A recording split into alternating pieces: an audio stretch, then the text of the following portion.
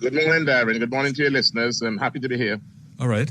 Well, let's start with your reflections on the January 18th poll. You were very confident. I think we interviewed you a few days before the poll. And you exuded extreme confidence that you were going to be victorious at the polls. So I guess my first question really is, what happened? What went wrong? Yeah, well, basically, first of all, if you ask any player and any team the results of any game before the match, and they fail to promote their side, then they're not ready to be on the team. So that's the first point. But in terms of what happened, based on the data we had and I had access to, the Labour Party was comfortably winning the elections up until about the second week in December. I think we were comfortably winning 15 seats. December we thought was going to be our good strong point. We do out hams, turkeys, Christmas things and so on. But in December, the playbook, which normally characterizes an election in Antigua, where the Labour Party will go out and promote its accomplishments and the quality of its team, and the opposition will try to take down the leadership of the LP and say how bad that person is. We kind of departed from that in the last 6 weeks with the advent of the Asset Michael introduction into the campaign, and it became now strictly the leader versus UPP, the leader versus Asset Michael. And the focus on our accomplishment and the quality of our team kind of took a back seat. I think the public, in all of the type of accusations and charges leveled, and then, of course, the Africans and the money, the 5 billion madness which came out, it led to a big swing. It led to, a 12% swing. I won by 1%. To win in St. Philip South, you have to have UPP supporters support. And they all went back home in droves. And they felt their party was going to win. They felt even ordinary people who were voting for Labour Party supporters decided we had $5 billion and they wanted big money to vote. So basically we had a swing, I think, in the last 6 weeks of the election when they took on the leadership and they really piled on the pressure on him. And the Labour Party did not respond in terms of trying to get the population focused on our accomplishments and the quality of our team. And you know, luckily, and we're happy, we have won the election. We have had the experience in 2004 how to build back strong. And I think we'll use that to build back strong for the next 4 years before the next election.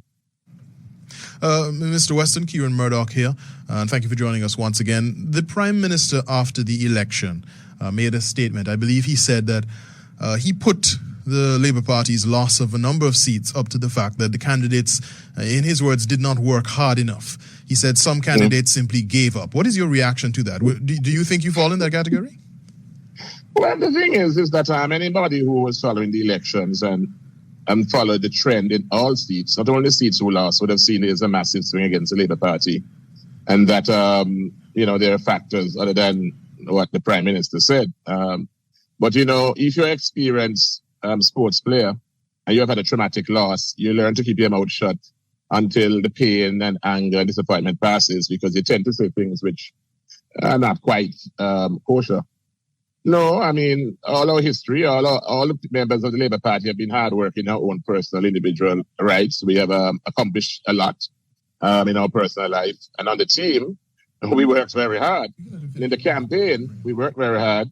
And it was the most expensive campaign ever, because basically the fight against Asset Michael unleashed $6 million against the Labour Party.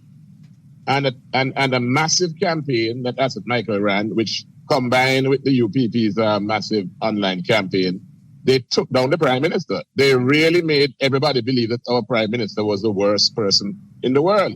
And we were running a presidential type election where we were promoting our Prime Minister. And he came head to head, and the population had a 12% swing. That's just factual. Everybody says you could work harder, you could do better, but there are some days you go to the office and the factors are against you. The African story didn't help, and the 5 billion didn't help either. And as I said, you will see in seats, which are traditionally very strong Labour Party seats, you will see what the swing was. So, yeah. Mr. Weston, I just put that down to disappointment and anger and unexpected loss. You mentioned that the Labour Party ran a lean campaign, and you also referred to the campaign as a somewhat of a presidential campaign that many of us observed. The Prime Minister featured on all the billboards, or most of the billboards. He was, his leadership was essentially on full display, and his leadership abilities and so on and so forth. To what extent do you think that may have been a mistake? Because when I've, had conversations with my friends in the Labour Party, supporters of the Labour Party, they say to me that, people keep telling them that, the Prime Minister, his style, his approach, his abrasiveness, his lack of diplomacy in some circumstances irritates a lot of people, and that may have cost the party a number of seats. To what extent do you agree with that assessment, that it was a mistake and that the Prime Minister, perhaps his approach had turned off a lot of people? Well, clearly the results demonstrated that the UPP won the battle in painting the leader of the Labour Party as a negative character. They hammered away at his supposedly wealth, his personal projects, his style, even his jokes on a Saturday, his investment in agriculture, his family. They really went to town on him, and they convinced a lot of persons. Normally, the Labour Party is a party where we would have lots of small meetings in the communities where we drive the message home in every constituency, where we have many more voices being heard in terms of an election, so that the targeted approach on a leader would not have been so intense. But with us going with a leadership, a presidential campaign, and their counter-campaign was against the leader, the intensity of the focus on the leadership was just too much. And it did turn off some individuals.